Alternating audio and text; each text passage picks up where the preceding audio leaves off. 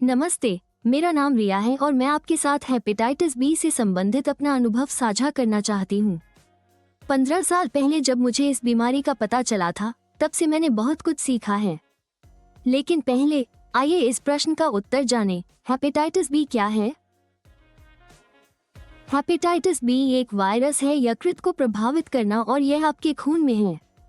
यकृत एक महत्वपूर्ण अंग है, इसलिए आपका डॉक्टर यकृत क्षति की जांच करेगा और आपके लिए सर्वोत्तम उपचार तय करेगा।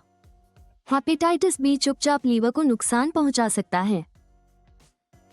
हेपेटाइटिस बी रक्त और अन्य शारीरिक तरल पदार्थों के माध्यम से फैलता है, अर्थात जब आप किसी ऐसे व्यक्ति के रक्त या अन्य तरल पदार्थ के संपर्क में आते हैं जिसमें वायरस है। इसलिए अपने प्रियजनों और स्वयं की सुरक्षा के लिए ये जानना आवश्यक है कि यह कैसे फैलता है। सबसे आम संचरण मार्ग हैं। मां से बच्चे तक ये जानना आवश्यक है कि हेपेटाइटिस बी के लगभग 90% मामले जन्म के समय मां से बच्चे में संचारित होते हैं।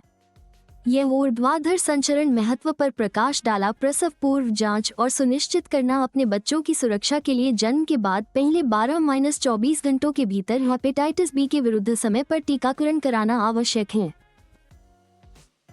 अन्य जोखिम कारक हैं असुरक्षित यौन संबंध, जिसमें गुदा और मुख मैथुन भी शामिल हैं, टूथब्रश और रेजर साझा करना, सुइयों को साझा करना और नशीली दवाओं को सूंघना, छेदन और टैटू, विदेशों में की गई सर्जरी और दंत चिकित्सा, और ऐसे व्यवसाय जिनमें मानव रक्त के संपर्क में आने का जोखिम होता है। हेपेटाइटिस बी को मूक रोग कहा जाता है क्योंकि हेपेटाइटिस बी से पीड़ित अधिकांश लोगों में कोई लक्षण नहीं दिखते। इसलिए यह आवश्यक है कि यदि आप जोखिम में हैं तो आप जांच करवाएं ताकि आपके और आपके परिवार के स्वास्थ्य की सुरक्षा हो सके। फिर भी हेपेटाइटिस बी संक्रमण के सामान्य लक्षण हैं थकान, समुद्री बीमारी और उल्टी, भूख में कमी, पेट के ऊपरी हिस्से में दर्द, गहरे रंग का मूत्र और त्वचा और आंखों के सफेद भाग का पीला पड़ना, जिसे पीलिया कहा जाता है।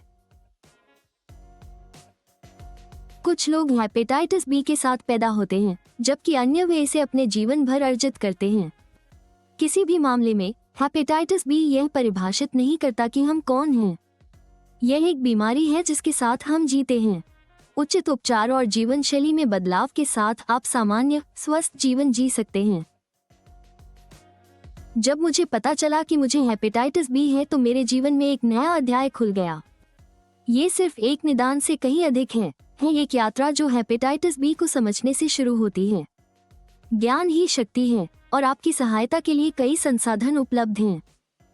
अपने डॉक्टर या स्वास्थ्य देखभाल पेशेवर से बात करके शुरुआत करें। वे आपको व्यक्तिगत सलाह दे सकते हैं और हेपेटाइटिस बी के बारे में आपके प्रश्नों का उत्तर दे सकते हैं।